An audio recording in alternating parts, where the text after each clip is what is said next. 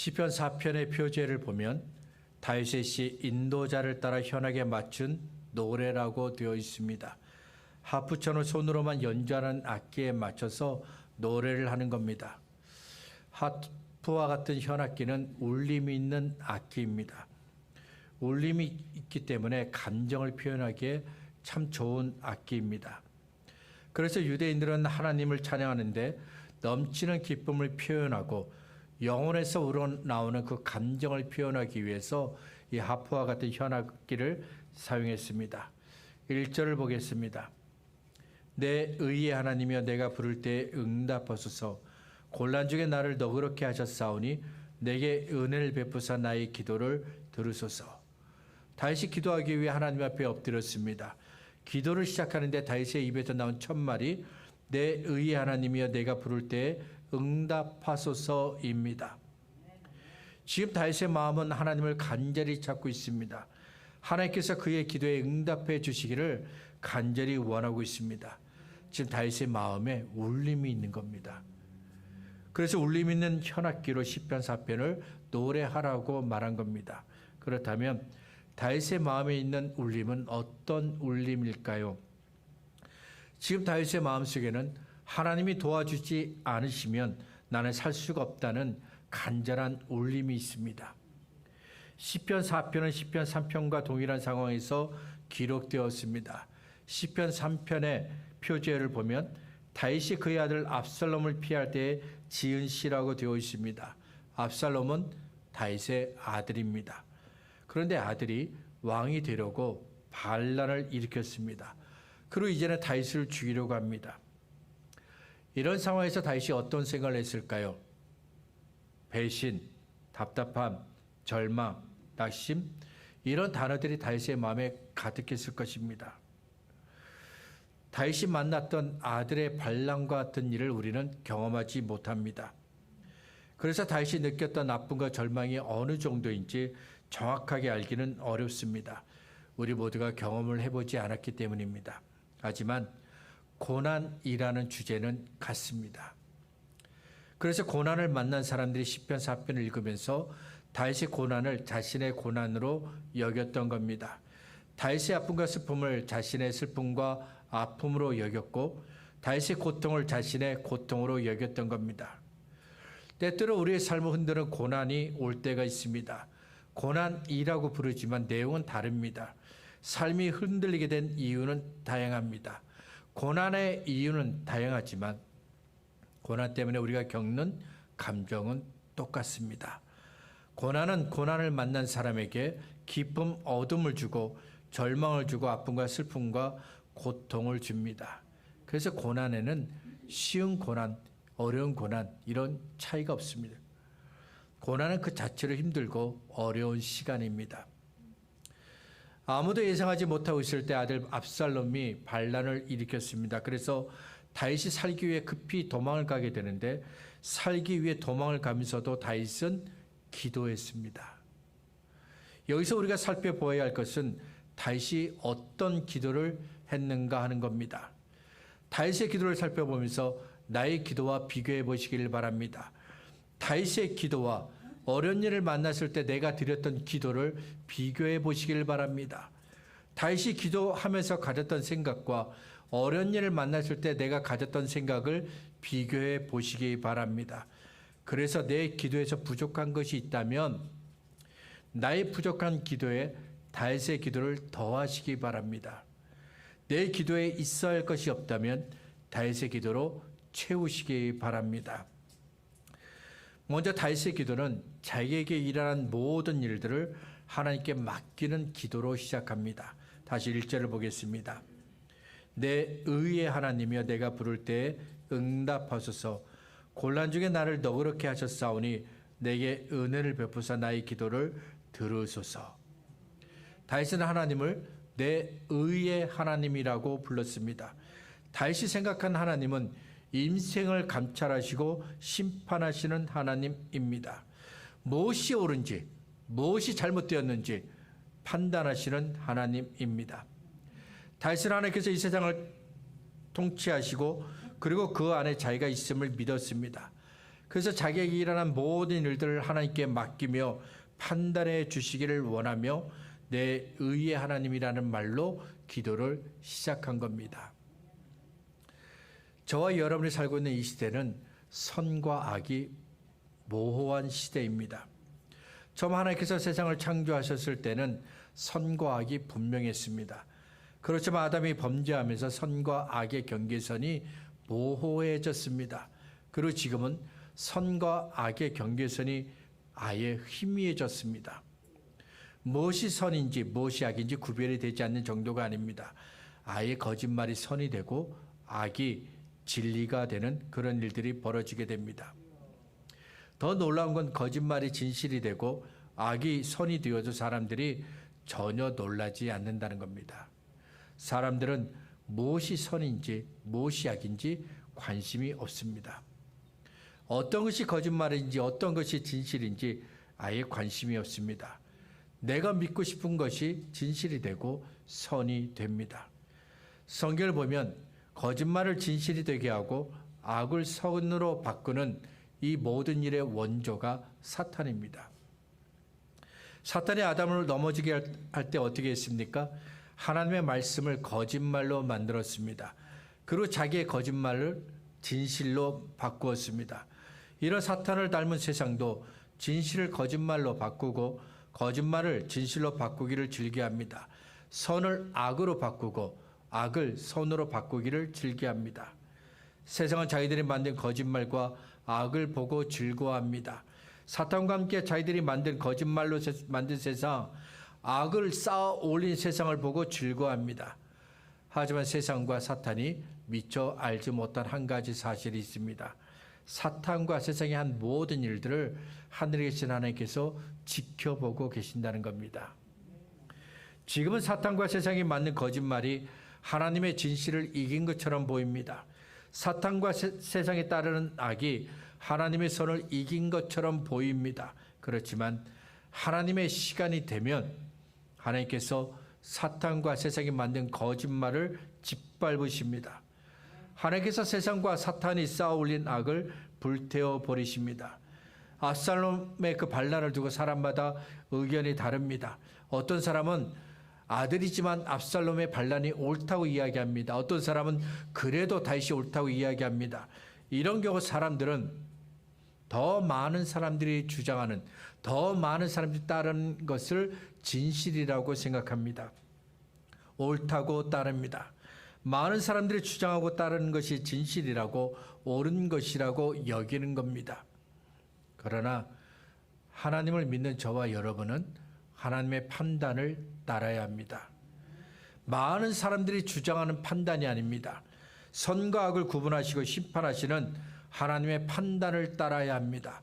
그래서 다윗이 하나님께 이 모든 일들을 판단해 달라고 기도한 겁니다. 시편 4편은 하나님의 마음에 합한 사람이라고 칭찬받았던 다윗의 시입니다. 시편 4편을 보면 하나님께서 왜 다윗을 그렇게 칭찬하셨는지 이유를 발견하게 됩니다. 다윗은 이스라엘의 두 번째 왕입니다. 이스라엘의 첫 번째 왕은 사울이었습니다. 처음 계획에 의한다면 사울의 아들이 이스라엘의 두 번째 왕이 되어야 합니다. 그런데 하나님께서 사울의 왕을 폐하시고 다윗을 왕으로 삼으셨습니다. 그 이유가 사무엘서 13장 14절에 있습니다. 지금은 왕의 나라가 길지 못할 것이라 여호와께서 왕에게 명령하신 말을 왕이 지키지 아니하였으므로 여호와께서 그의 마음에 맞는 사람을 구하여 여호와께서 그를 그의 백성의 지도자로 삼으셨느니라. 하나님께서 사울을 왕의 자리에서 폐하시는 이유와 다윗을 왕으로 삼으시는 이유가 같습니다. 하나님께서 사울을 폐하시는 이유는 하나님의 마음과 맞지 않기 때문입니다. 하나님께서 다윗을 이스라엘의 두 번째 왕으로 세우시는 까닭은 그가 하나님의 마음과 맞기 때문입니다. 자, 그렇다면 다윗이 어떤 것이 하나님의 마음과 맞았을까요? 하나님을 전적으로 신뢰하고 의지하는 것, 이것이 바로 하나님의 마음과 맞았다는 겁니다. 창세기 1장은 하나님은 창조주이시고 우리는 피조물이라고 말씀합니다. 이 말씀은 피조물인 사람은 창조주가 되신 하나님을 떠나서는 결코 살 수가 없다는 것을 뜻합니다.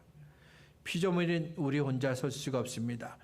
반드시 창조주가 되시는 하나님을 의지해야 하는데 이 마음이, 이 믿음이 다윗에게 있었습니다. 그래서 아들이 반란을 일으켜 자기를 죽이려 하는 엄청난 충격을 받았지만 자기의 모든 것들을 하나님께 맡겼던 겁니다. 다윗이 옳은지 압살롬이 옳은지 하나님 판단해 주세요라고 맡겼던 겁니다.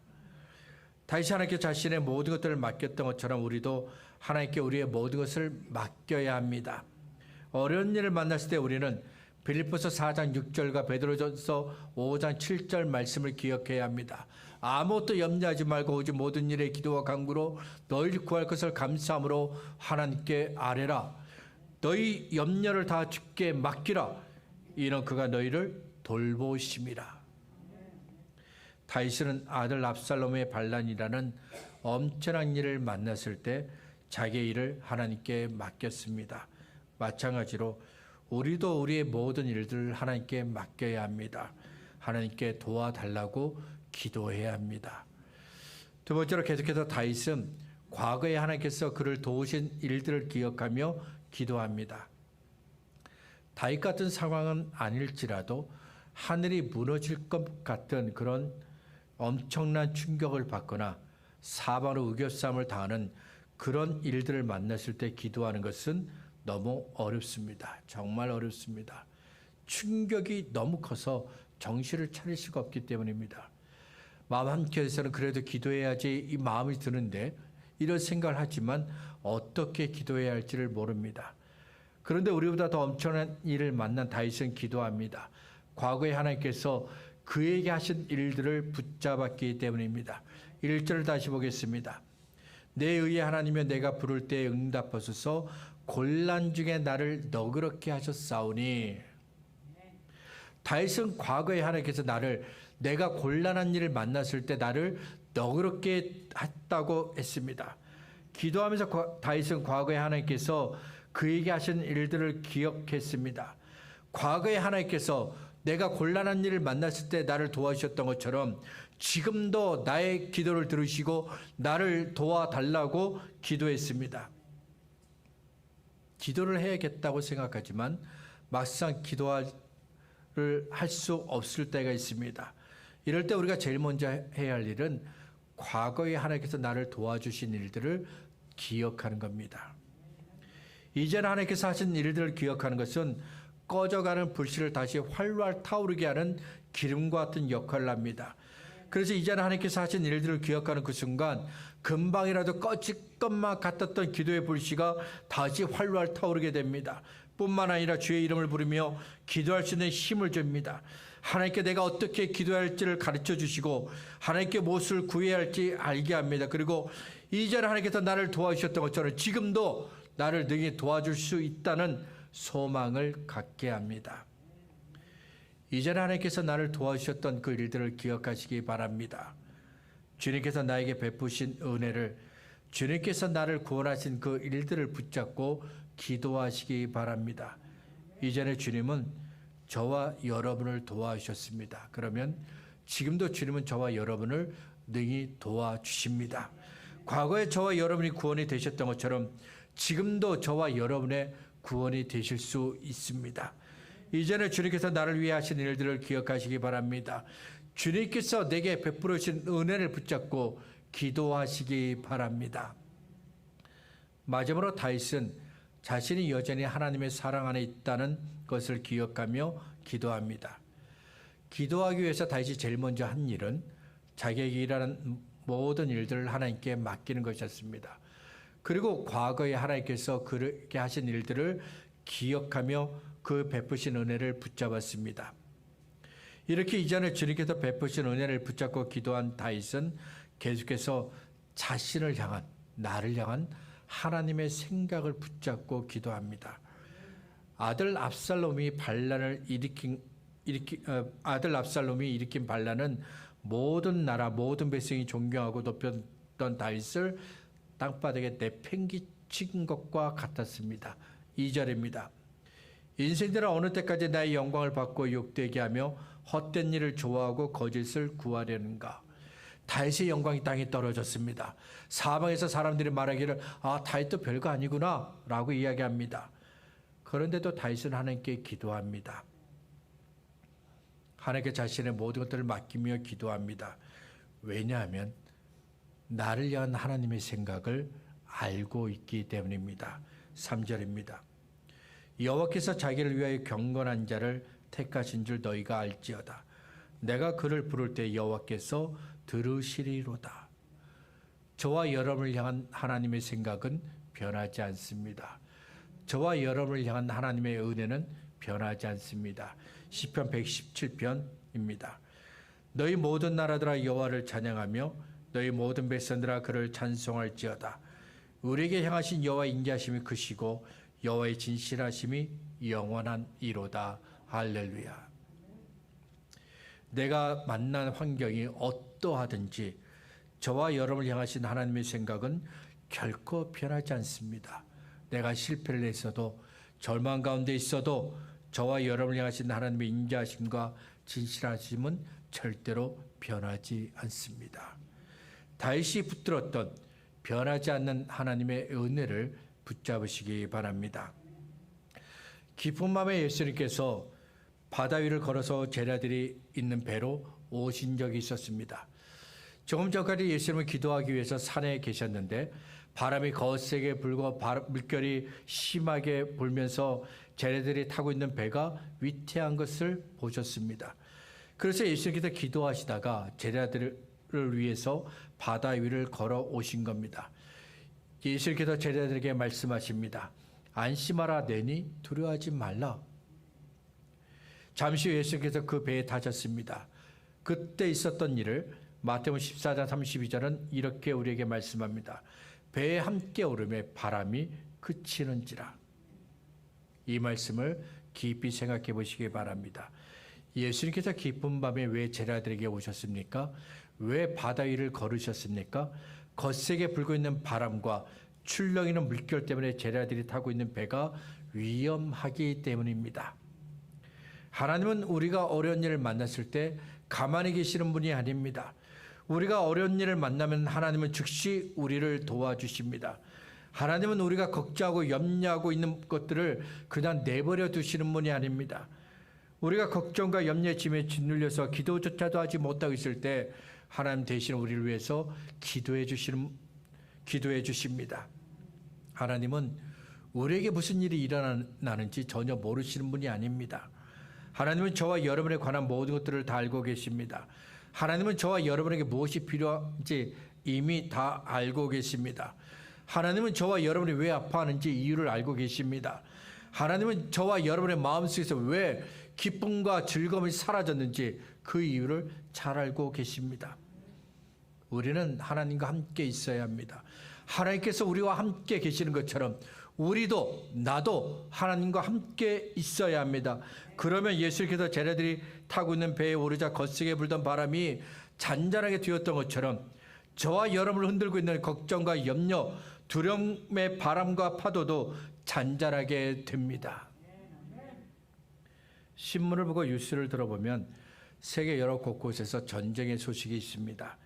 몇 년째 전쟁이 이어지고 있습니다. 더욱이 올해는 세계 경제마저도 무척이나 어려워지고 있습니다. 그런데 이상한 것이 있습니다. 금값이 계속 오르고 있는 겁니다. 우리가 물건을 사고 파는데 사용하는 것은 달러와 같은 화폐입니다. 그런데 금값이 계속 오르고 있습니다. 왜 그럴까요? 금의 가치가 변하지 않기 때문입니다. 달러와 같은 화폐의 가치는 자주 변합니다. 여러 가지 이유로 화폐의 가치가 변합니다. 예를 들어서 어느 나라가 망했습니다.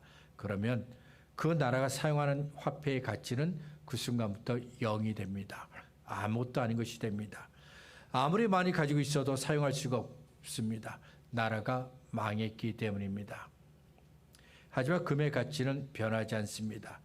나라가 망해도 시대가 변해도 세계 어느 곳에 가도 금의 가치를 다 인정해 줍니다. 그래서 전쟁과 같은 극한 상황, 경제가 어려울수록 금의 가치는 점점 올라가게 됩니다. 때문에 전쟁이 끊이지 않고 세계 경제가 어려워지고 있는 지금 사람들이 열심히 금을 챙기는 겁니다. 전쟁이 일어나도 금을 가지고 있으면 언제든지 사용할 수 있습니다. 불경기가 계속되어도 금을 가지고 있으면 자신의 재산을 지킬 수 있습니다. 불확실한 현재와 미래에 대한 지혜로운 준비라고 말할 수 있습니다. 미래가 불확실하기 때문에 금의 가치가 올라가고 있습니다. 그런데 이상한 것은 사람들은 불확실한 미래를 위한 확실한 보장이 되시는 하나님은 의지하지 않는다는 겁니다. 미래가 불확실하기 때문에 더 하나님을 의지해야 하지 않을까요? 확실한 것이 하나도 없기 때문에 더 하나님을 믿고 의지해야 할까요? 의지하는 것이 당연하지 않을까요? 그런데도 사람들은 하나님을 믿으려고 하지 않습니다. 하나님을 의지하려고 하지 않습니다. 왜 그럴까요? 눈으로 볼 수 없기 때문입니다. 백문이 불여일견이라는 말이 있죠. 100번 아무리 들어도 한 번 보는 것이 더 낫다는 말입니다. 저와 여러분이 살고 있는 이 시대는 확실한 것만 믿는 시대입니다. 내 눈으로 보고 내 손으로 만져볼 수 있는 것만 믿는 시대입니다. 그러다 보니 사람들이 영적인 것에 별로 관심이 없습니다. 요한복음 20장을 보면 십자가에서 죽으신 예수님께서 다시 부활하시고 그리고 제자들에게 오십니다. 근데 그때 도마는 없었습니다. 그래서 도마는 예수님이 부활하신 것을 믿지 않습니다. 도저히 믿을 수가 없었습니다. 도마는 다른 제자들에게 내가 예수님이 못 박히신 손에 내 손가락을 넣어보고 그 창자국에 내 손가락을 넣어보지 않고서는 믿을 수 없다고 했습니다. 지금까지 도마는 죽은 사람이 다시 살아났다는 이야기를 들어본 적이 없습니다. 도마 자신도 죽은 사람이 다시 살아나는 것을 본 적이 없습니다. 그리고 도마가 생각하기에 사람은 죽으면 다시 살아날 수 없습니다. 도마는 자기가 본 것만 믿는 사람입니다. 자기 손으로 만져보아야만 믿는 사람입니다. 자기가 느껴보고 경험해 보아야 믿는 사람입니다. 부활하신 예수님께서 다시 제자들에게 오셨습니다. 이번엔 제자들 모두를 위해 나타나신 것이 아니라 오직 한 사람 도마를 위해서 오셨습니다. 예수님께서 도마에게 말씀하셨습니다. 내 손가락을 이리 내밀어 내 손을 보고 내 손을 내밀어 내 옆구리에 넣어보라. 그리하여 믿음 없는 자가 되지 말고 믿는 자가 되라. 저와 여러분도 눈으로 보아야 믿는 사람들입니다. 손으로 만져보아야 믿는 사람들입니다. 내 주머니에 있어야 내 것이라고 말하는 그런 사람들입니다. 그런데 다윗은 우리들에게 하나님의 품에 있으면 안전하다라고 말합니다. 하나님은 보이지 않습니다. 하나님의 품은 더더 보이지 않습니다. 내가 하나님의 품에 있는지 나는 알 수가 없습니다. 눈으로 볼 수가 없기 때문입니다. 손으로도 만질 수가 없기 때문입니다. 그리고 느낄 수도 없기 때문입니다. 그런데도 다윗은 하나님의 품에 있으면 안전하다고 말합니다. 이렇게 다윗이 확신을 가지고 우리에게 말하는 이유가 있습니다. 하나님의 품에 있으면 안전하다는 것을 다윗이 경험했기 때문입니다. 우리는 눈으로 볼 수 없고 손으로 만질 수가 없어 믿을 수가 없습니다. 하지만 다윗은 확실하게 경험을 했습니다. 그래서 하나님의 품에 있으면 우리는 안전하다고 말하는 겁니다. 다윗이 말한 대로 하나님의 품 안에 있으면 저와 여러분은 안전합니다. 눈으로 볼 수 없다고 의심하지 말고 손으로 만질 수 없다고 해서 불안해하지 마시길 바랍니다. 느낄 수 없다고 해서 불안해하지 마시길 바랍니다. 하나님을 의지하시길 바랍니다. 하나님의 품 안에 있으면 저와 여러분은 안전합니다. 말씀을 정리하겠습니다. 시편 4편을 유대인들은 저녁 예배 때 사용했다고 합니다. 시편 4편의 내용이 하나님을 절대적으로 신뢰하는 자는 두려운 밤도 평안히 맞이할 수 있다라고 노래하고 있기 때문입니다. 하루는 24시간밖에 되지 않지만 24시간 동안 정말 많은 일들이 일어납니다. 웃을 일이 있으면 울어야 할 일도 있습니다. 감사가 있으면 불평도 있습니다. 소망이 있으면 절망도 있습니다. 이렇게 우리는 하루 24시간 동안 다양한 변화를 경험합니다. 하지만 우리 하나님은 변함이 없습니다. 저와 여러분을 향하신 하나님의 은혜는 변하지 않습니다. 그래서 다윗이 절망 중에도 평화를 누릴 수 있었던 겁니다. 7절과 8절입니다. 주께서 내 마음에 두신 기쁨은 그들의 곡식과 새 포도주가 풍성할 때보다 더하니이다. 내가 평안히 눕고 자기도 하리니 나를 안전히 살게 하시는 이는 오직 여호와이시니이다. 고난 중에 있다 보니 밤이 되면 너무나도 몸이 고됩니다. 그런데 영혼은 기쁨과 평안을 누립니다. 하나님을 의지했기 때문입니다. 살아계신 하나님, 이전에 나를 도와주신 하나님, 지금도 나와 함께 하신 하나님을 다윗이 의지했기 때문입니다. 그리고 세상에 빼앗을 수 없는 참된 쉼, 참된 평안을 하나님께서 그에게 베풀어 주셨기 때문입니다. 걱정하지 마시길 바랍니다. 하나님의 품 안에 있으면 저와 여러분은 안전합니다. 하나님을 의지하시기 바랍니다.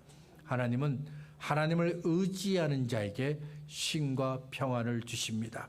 저와 여러분도 하나님을 의지하고 하나님의 품 안에 있어 하나님께서 주시는 그 쉼과 평안을 누릴 수 있기를 주의 이름으로 축복합니다.